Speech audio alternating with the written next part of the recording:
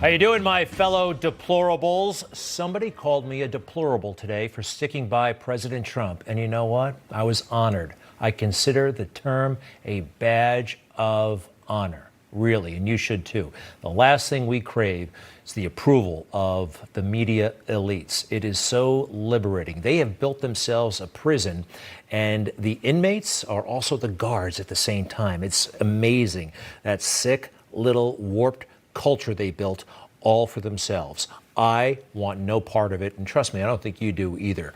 All right, we had a little bit of news just a few minutes ago. Bill Barr, the Attorney General, has put in his resignation letter.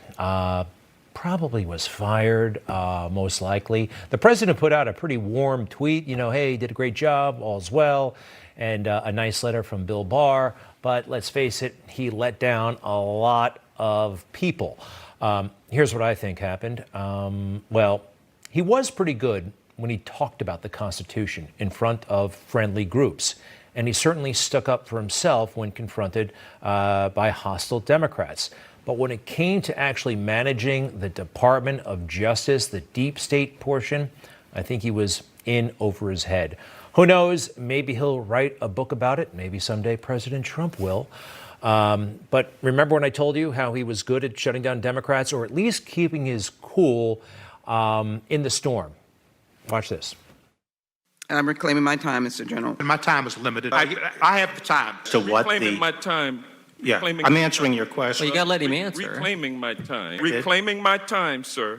Reclaiming my time. And I know you don't want to answer. I'm not saying that. I reclaim my time. Reclaiming my time. Reclaiming my time, Mr. Attorney General. Reclaiming my time. Reclaiming my time. Reclaiming my time, Mr. Attorney. Reclaiming my time.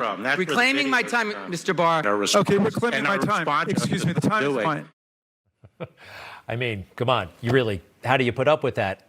That takes some talent and patience, and but look, the Durham investigation, what happened to that? And also, the Justice Department was sitting on all this information about Hunter Biden. I thought D.C. was the town of leaks. A lot of voters would have liked to have known that Hunter Biden and his uncle were under a federal investigation. That was kind of pertinent, I think, before the election.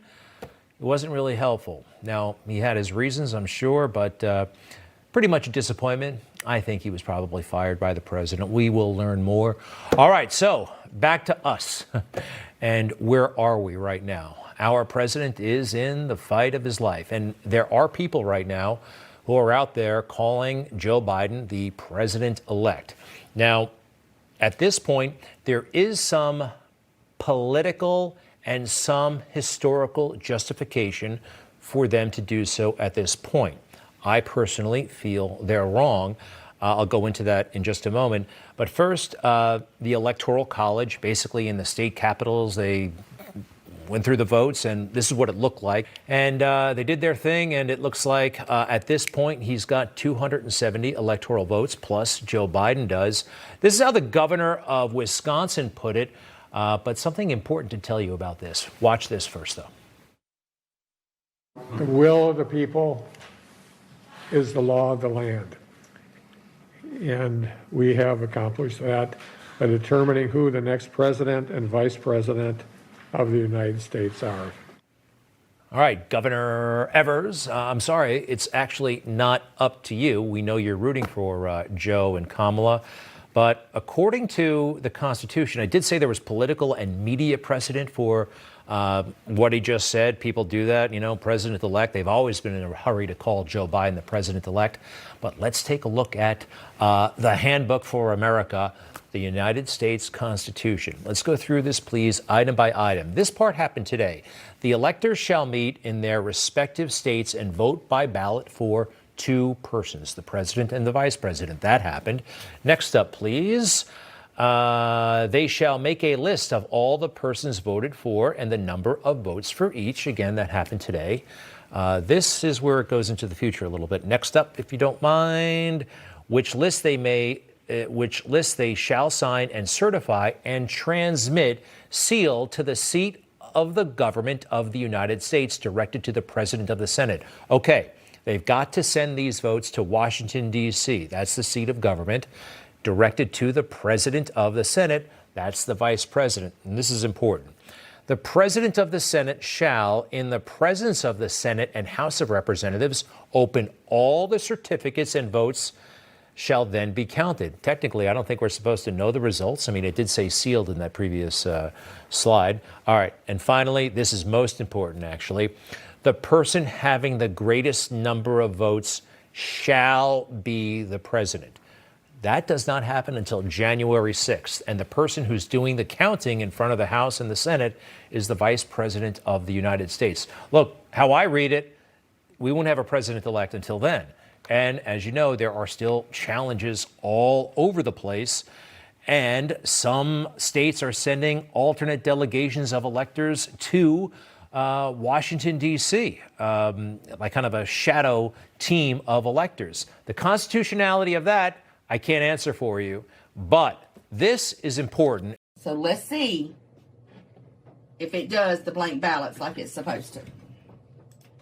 Let's see. It scanned it. I'm going to accept it into the system, and now let's see if it goes over for adjudication. Okay, it sent it to adjudication. And there's my batch, my blank ballot that I want to adjudicate. And I'm going to vote for Doug Collins. I'm going to vote for Bubba. And I am going to complete it. And I just counted that vote. So if you put a ballot in the machine, it's supposed to count it and everything's fine. Every now and then it can't tell who you voted for, then it goes over for adjudication. Folks, this is significant stuff. The mainstream media are ignoring it just like they ignored other significant stories. Hunter Biden, we talked about it on this show. They all laughed at Rudy Giuliani. They said it was Russian disinformation. Guess what? It's real. Now they're playing catch up. They're holding their nose because they're kind of embarrassed, but they don't know what to do. But these are very, very legitimate issues. They were then, they are now. Do you want to count Donald Trump out? I personally would not. Let's go back. June 16th, 2015, when he came down that escalator in Trump Tower, the entire political world said, this is a joke. I didn't. I was there. But all the experts were saying so. The headline of New York's paper, Daily News, clown runs for president. They did that themselves. They made him up in makeup, huh? That wasn't nice at all. They said he could not get the nomination. Then he got the nomination. Then they said he could not beat Hillary Clinton. They had that stupid little daily tracker. 91% chance Hillary had. Of course, we know how it all ended. Donald Trump was sworn in as the 45th president of the United States, and they have not forgiven him for that, for succeeding, for humiliating them. They will hate him forever. More recently, he has pulled off some miracles, literally, arguably. This vaccine for COVID-19. When he said this on the left, coronavirus vaccine could come this year, Trump says. Experts say he needs a miracle to be right. There are a lot of things that could go wrong, and they put that in the lie category, you know, those big lists they would make. You saw over the weekend, delivery of first COVID-19 vaccines expected on Monday, which is today. So, you know the track record, you know what's going on, my fellow deplorables. What do you want to do? Do you want to rule out Donald Trump at this point? Or do you want to listen to guys like Chuck Todd, who have been wrong every single step of the way? He did this yesterday. He was wagging his finger at all of us. I mean, where do you get off? Chuck Todd, don't do that anymore. You're gonna think that this guy is right. Is he gonna get it right finally, or Donald Trump? Who has the more impressive track record at this point? I'm gonna go with Trump. All right, don't count him out. My fellow deplorables, it's not over. You just watched Newsmax TV, America's fastest growing cable news channel, now in more than 70 million homes. You can get Newsmax TV on your cable system or check your cable guide. And if your system doesn't carry Newsmax, call them, tell them you want Newsmax TV, because we're real news for real people.